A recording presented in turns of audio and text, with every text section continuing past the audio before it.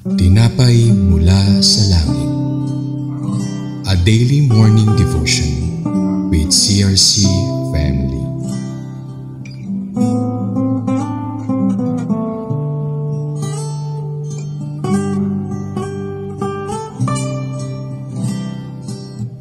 Magandang umaga po sa ating lahat. Ako po si Joy Riz Pocholo M. Maligaya mula po sa Balayan, Batangas Lutheran Church. Samahan niyo po ako sa ating programa ngayong araw na ito na Tinapay mula sa langit, ang pang-araw-araw na debosyon sa salita ng Diyos. Tayo po ay manalangin. Aming Diyos na dakila at makapangyarihan, narito po kami sa umagang ito upang ikaw ay papurihan at salamatan. Salamat Panginoon sa panibagong biyaya ng buhay at kalakasan na pinagkaloob mo sa amin. Ngayong umaga pong ito, nawa po ay samahan niyo po kami sa programa Tinapay mula sa langit. Nawa po ay buwaba ang banal mong espiritu at pumagit na sa oras ito. Pakagabay niyo din po kami and fill our hearts and minds with love and wisdom. Sa iyo ko po dinadalangin at puri para pagdakila. In Jesus' name pray, Amen. So, our text for today is from Deuteronomy 23 verses 19 to 20 po. And yung title ko po ngayong araw nito is Laws Regarding Lending and Interest. For verse 19, do not charge interest on the loans you make to fellow Israelites, whether you loan money, food, or anything else. And 20, you may charge interest to foreigners, but you may not charge interest to the Israelites, so that the Lord your God may bless you in everything you do in the land you are about to enter and occupy. So, may observations po ako dito po sa verse at itong itatalakay ngayong araw. And ang pinapatungkulan po na ito is yung ating deep spiritual na connection natin sa ating Panginoon at sa ating mga fellow Christians. Ay yung ating ethical principles na nag-go-beyond po na sa financial po. Pwede man po ito, pwede din po sa ating, katulad nga po sinabi kanina, food, or pwede din po sa ibang bagay pa. Dito po yung verse nito ay nagre-reflect po sa God's desire sa justice, generosity, and yung integrity nga po na tinutukoy ko kanina na relasyon ng bawat isa sa Israel po. So meron po mga points na i-discuss ngayong araw. And yung first point po natin dito is yung compassion and justice among God's people po. God commands the Israelites not to charge interest on loans to fellow Israelites. This was not just about financial, but creating a community rooted in mutual care and compassion. Sa pagbawal nga po ng pagpapataw ng interest among themselves po, ay matitingnan po ng bawat isa sa Israel yung well-being ng isang tao, lalo na po sa in times of their needs. At ito pong verse ito ay nagre-reflect po sa puso ng ating Panginoon para sa justice and fairness po. This teaches us na tayo ay magtulungan po sa bawat circumstances ng ating buhay po. Mapa financial man yan, or mapa spiritual man yan, is nandiyan dapat po tayo sa bawat isa ready tumulong without asking for kapalit or pataw po, katulad nga po sa loan. It is an emphasis that our relationship with the church and among fellow believers should be marked by selflessness, generosity, and concern for the welfare of each other.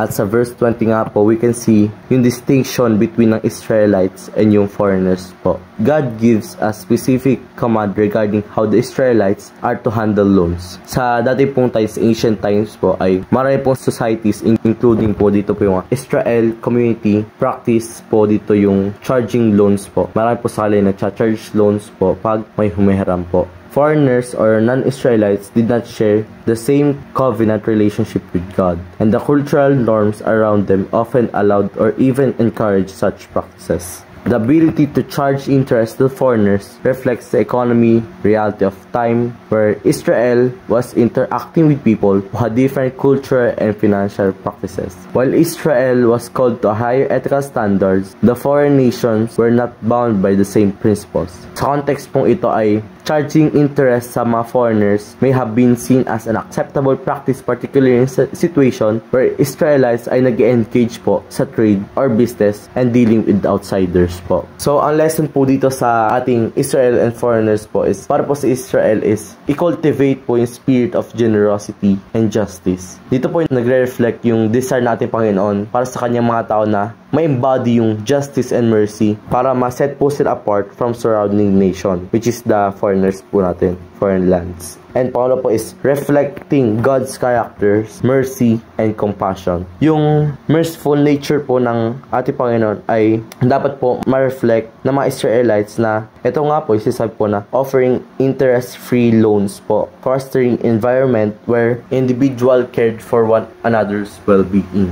And lastly po is experiencing God's blessing through obedience. And yung mga lesson naman po para sa foreigners po is understanding the distinctiveness of Israel covenant. Ito po mga foreigners, ito ay hindi po nagbabound ng same law, reflecting na specific responsibilities and privileges granted ng sa Israel na sinasabi nga po natin na ito po yung God's chosen people. And pangalawa po is reflecting God's larger plan for the nations. The affirmation of for foreigners to earn alone fits into the larger biblical narrative where God's blessing extends beyond Israel to all nations. Israel was creating a model how God's people should interact with others in the world by allowing foreigners to engage in trade and industry. And lastly po is embrace God's way.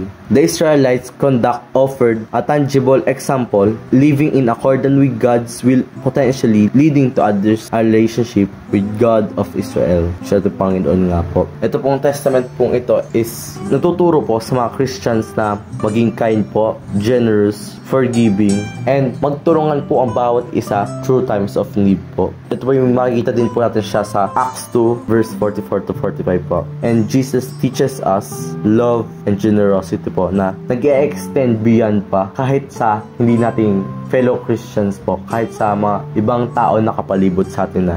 Dapat po tayo, lahat po ng tao is equal po. Hindi lang po tutulungan po natin yung mga ka-churchmates po natin, hindi natin tutulungan lang yung mga believers lang, kundi kahit na sino man sila, kahit naman po estado ng buhay nila, is dapat din po natin sila tulungan. In Christ nga po is all are equal to live out the principles of justice and mercy regardless of whether their relationship is with fellow believers or non-believers nga po. And yung desire na ating Panginoon na tayong mga Kristiyano ay maging ambassador of His kingdom nga po, makikita sa 2 Corinthians 2 verse 20 na nagre-represent po ng kanyang actions, attitudes, and how He deals with others po. So, dun po nagtatapos yung ating verse for today sa Deuteronomy 23:19-20. Tayo pong muli ay manalangin po. Aming Diyos sa dakila at makapangyarihan sa lahat. Salamat po sa napakagandang mensaheng hinatid mo po sa umagang ito. Nawa po, Panginoon, ay marami po kami natutunan, Panginoon. Maisabuhay po namin po ito at magawa po namin sa pang-araw-araw ng pamumuhay. Gaya nga po sa mensahe po namin, Lord, is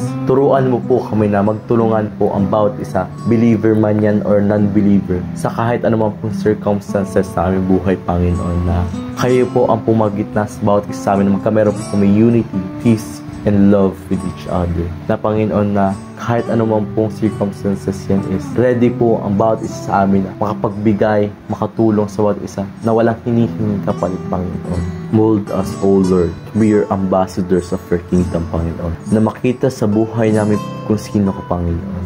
Na makita yung generous namin, yung kind heart namin, Panginoon. Na ma-encourage din ang bawat isa, lalo ng mga non-believers, Panginoon, na sumunod sa inyo. So po namin dinadalangin lahat ng papuri para at pagdakila. In Jesus' name pray. Amen. Maraming salamat po sa ating lahat sa pakikibahagi po sa ating programa ngayong umaga na Tinapay Mula sa Langit po. Maaari po natin like and share ang ating po mga videos sa ito po para marami pa po tayong mahagip mga kaluluwa. Muli niyo po uli kami samahan bukas sa programang ito na Tinapay Mula sa Langit. Maraming salamat po sa bawat isa sa pakikinig, and God bless us all.